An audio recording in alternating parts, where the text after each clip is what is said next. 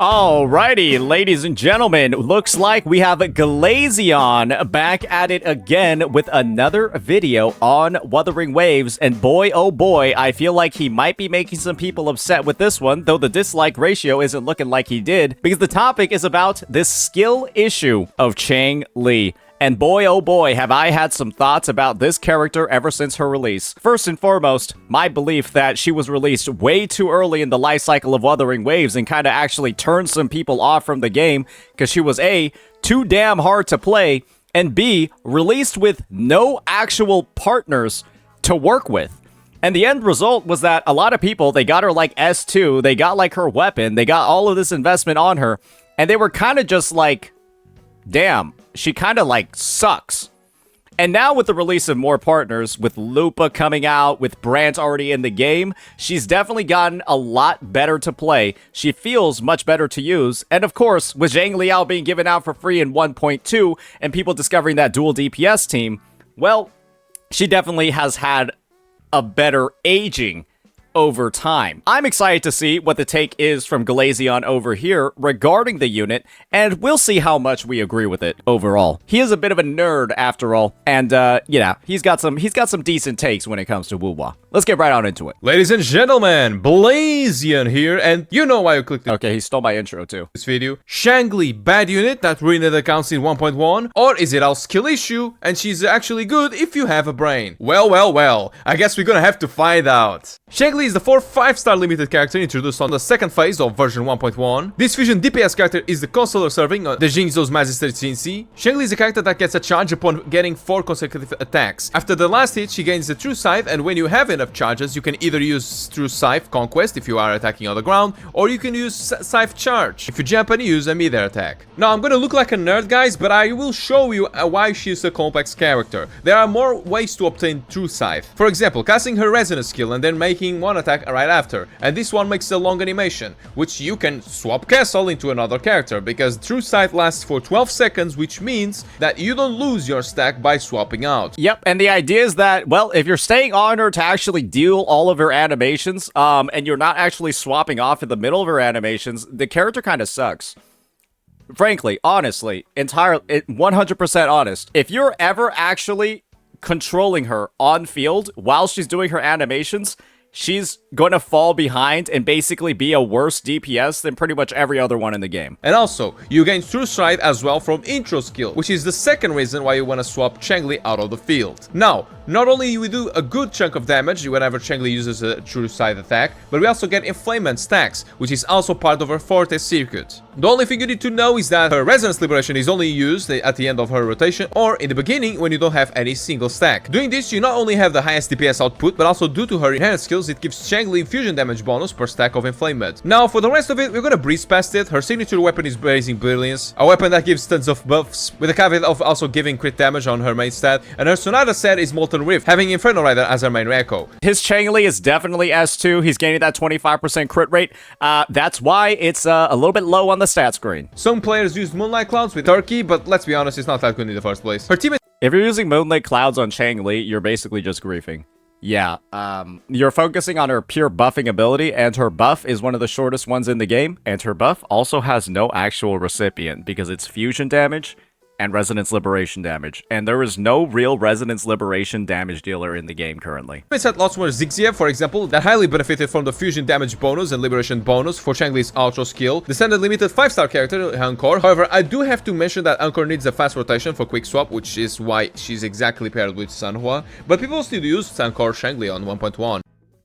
This team was so bad, it was unbelievable. And you want to know what made this team so dogshit? It was the fact that if you just took Encore and paired her with Sanhua instead, the team would do more damage than Encore Changli. That was one of like the big reasons why a lot of people felt scammed from pulling this unit. You had the one fusion DPS in the game, Encore. You were thinking, damn, with Changli doing all this buffing, surely this team is going to be good. And then you found out it was just worse than using the 4-star Sanhua.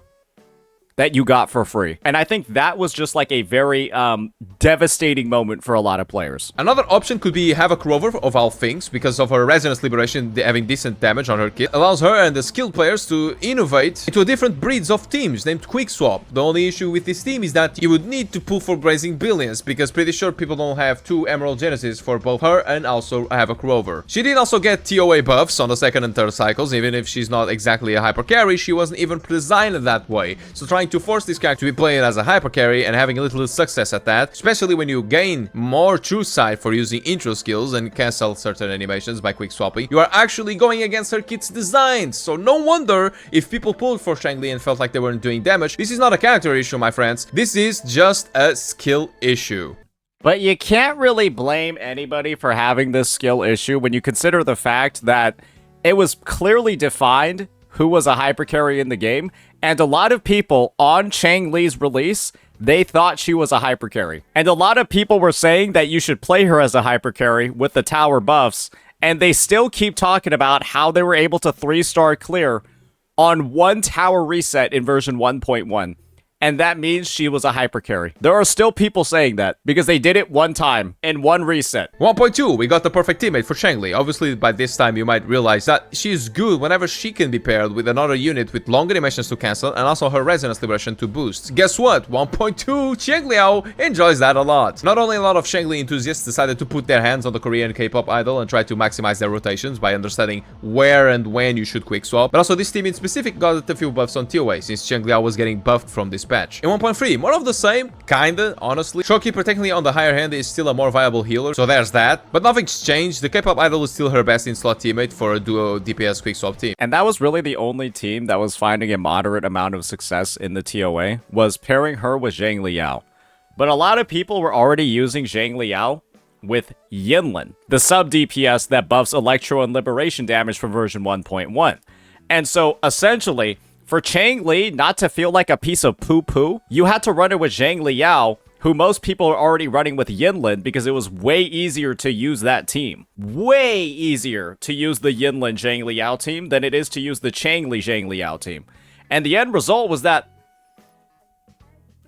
just by, like, out of necessity alone, a lot of people just were benching their Changli for, like, 2, 3, 4 whole patches. 4, Camille's patch, nothing has changed as well. Aside from no actual buffs for TOA for this team, it still performed well, even if there was a new hyper carry in town named Camellia. Now, 2.0, this is another big thing that people are getting wrong with Shang-Liao teams. They benefited from these buffs a lot. Even if Shang-Liao by himself wasn't getting much, it still was a big buff for their team comp regardless. So let's talk about it. Instead of Inferno Rider, that boosts Shang-Li's basic attacks and fusion damage, Nightmare Inferno Rider boosts Shang-Li's resonance and fusion damage. Very good. The Nightmare Inferno Rider is very good for her.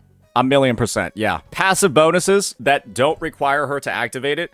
And the activation process was one of the most clunky parts of a Changli rotation, was trying to get Inferno Rider's 3rd hit off and actually activate that buff. Because, well, that required her to spend a decent amount of field time on the field. That was a massive DPS loss for her teams. A big increase of an echo that is mandatory to have on Changli. Changliao got the Nightmare Turn Ring Muffins, although it gives the same stats, it does give quality of life to the players that play him. Yep, that one was another great bonus as well to liberation damage, because the prior one required you to hit 7 times to activate it before. So it was essentially not usable.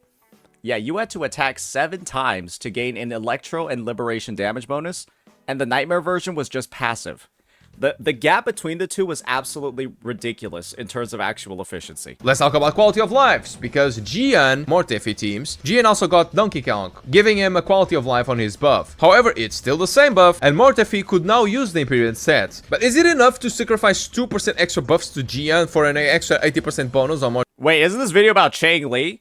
His coordinated attacks? Yes, it is. But at the end of the day, he's still a 4-star character, even if S6, Changli is one of the highest attack scaling units in the game. Getting an echo that actually boosts an important part of her kit outshines any single buff that Mortefi can get from any parent set. And if you... True. Say otherwise, you're mad coping that a 4-star sub DPS character, S6, is on the same level of a 5-star main DPS character. Now, were there better teams than Changli? Of course there was, but Changli was still a good unit overall. And if you can't say that in 2.0, maybe you should shut up when the next patch comes. Because in 2.1, with the release of Wuthering Waves, and also Changli's best teammate, no other than the flamboyant and zesty character Brand, who was joyfully accepting a liberation and fusion damage bonuses on her ultra skill, Changli outshined any DPS in Wuthering Waves, aside from Camille and Gian. But even if she didn't get as much love in TOA, she still managed to somehow wake up the rest of the player base to understand that whatever likes getting liberation buffs and swap castles enjoys pairing with Changli, which is why we started getting different teams like Carlotta Changli, Phoebe Changli, or... Okay,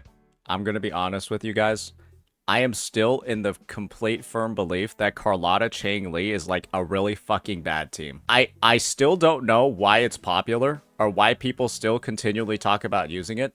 It actually just seems fucking bad. It's legitimately terrible. It's genuinely not good. It's worse than Changli. It's worse than every other Carlotta team in the game. Like, every other Carlotta team is better. It's so doo-doo water.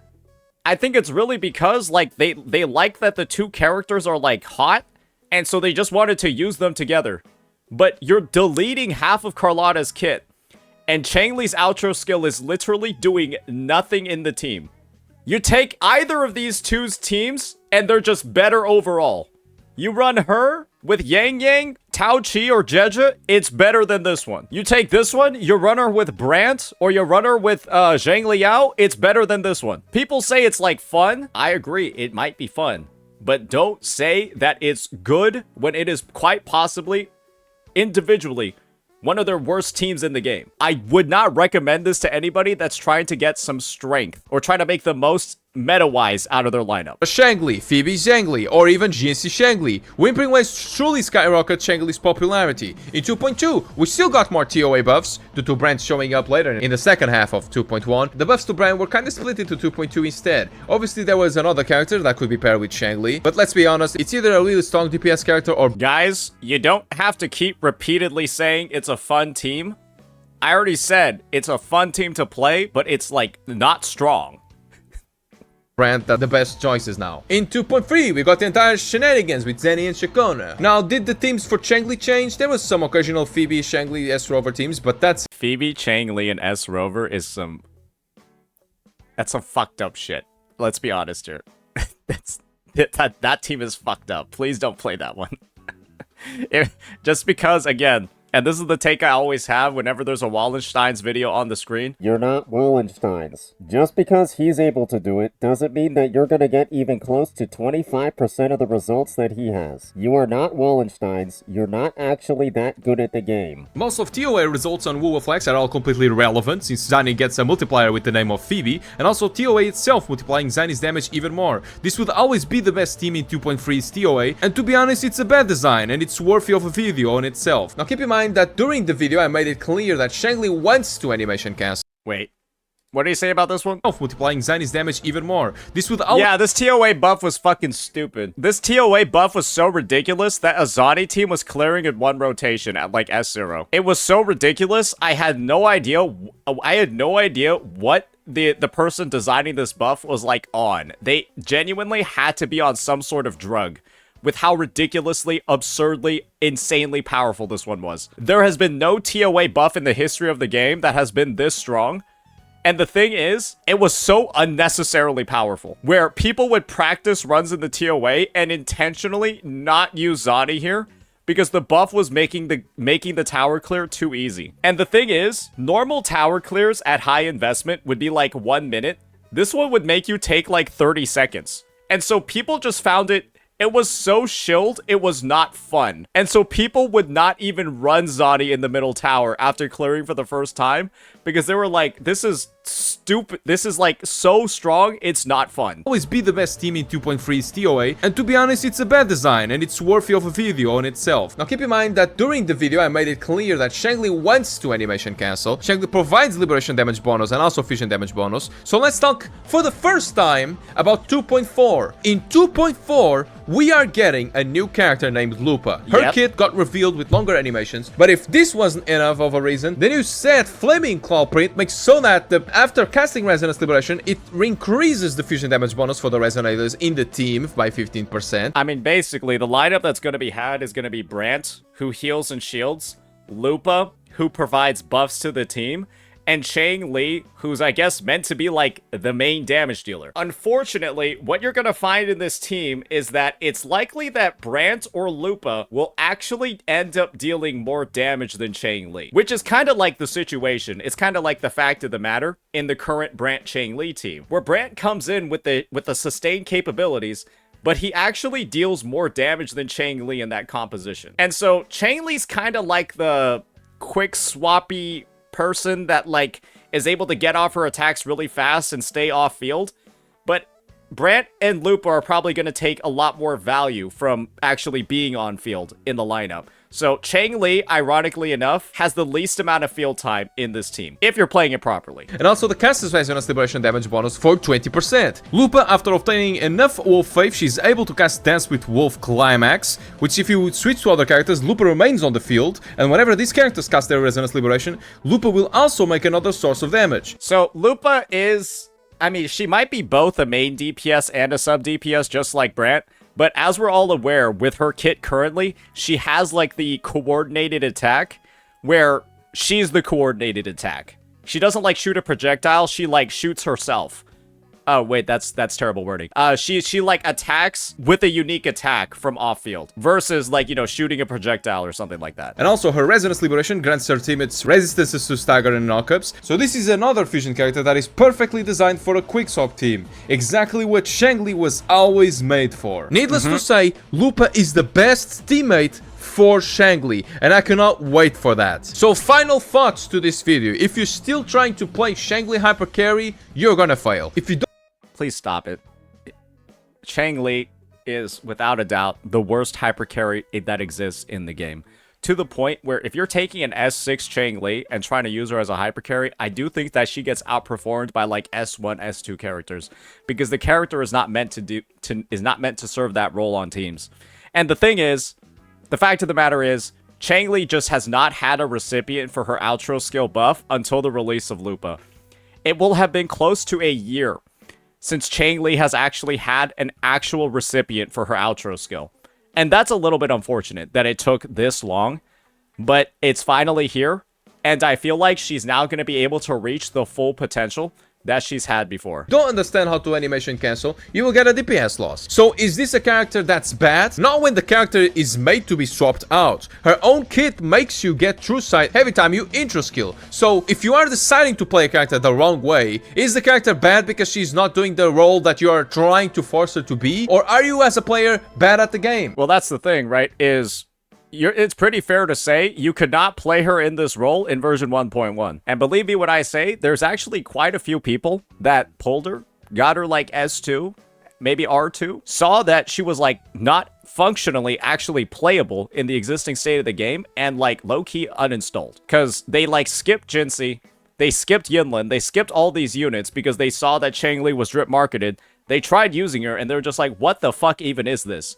I'm seeing people over here blast shit for like 300k on Jancy, and I'm over here hitting 30k Forte circuits. Did I just get scammed? I'm not even joking. There are a lot of returnee accounts that I've used that have an S2 R1 Changli, and they said they quit in 1.1 or the start of 1.2 because they skipped Jinsei for Changli and they legitimately thought they got fucking bricked. That is the incendiary statement of this video. Fire pun intended. And that's why a big take that I have is that this character was released too early. I think that if Changli released in version 1.4, or actually in like 2.0, her design would have been fine for that advanced state in the game. But her releasing in the very first update that the game fucking had, with a kit like hers, that required so many other pieces to feel functional and feel good, was genuinely a mistake on the developer's end. I will stand by that. Her kit did not belong in version 1.1 of the game.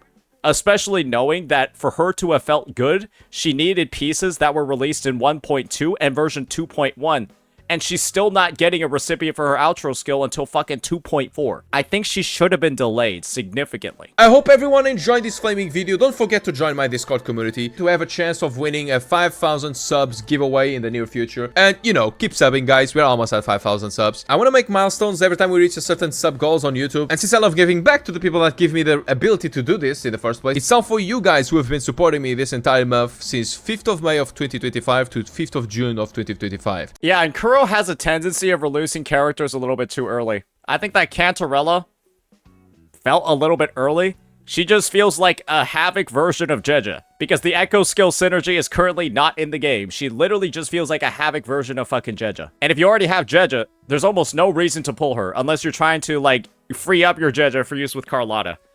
And similarly, Chacona, right?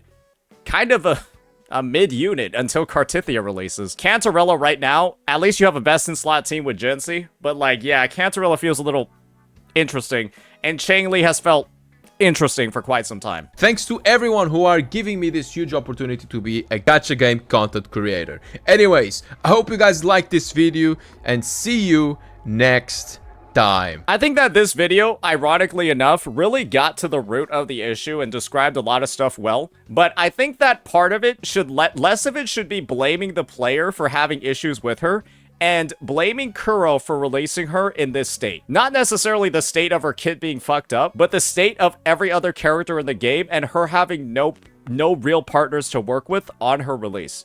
That is the developer's fault for releasing her in that environment. And players naturally having a problem using her correctly when they're given an awful environment to use her in is not necessarily their fault. I do think it was a developer mistake that led to her negative perception, not necessarily the fault of any individual player. But of course, you're free to disagree. But yeah, I would say great vid overall. I could see why people had like a pretty positive reception to it. As you can see, I'm a little bit more pessimistic when it comes to her design. But with all the pieces finally coming together with her release, I am very looking forward to how she is elevated even further in version 2.4. Let me know what you all think. Peace.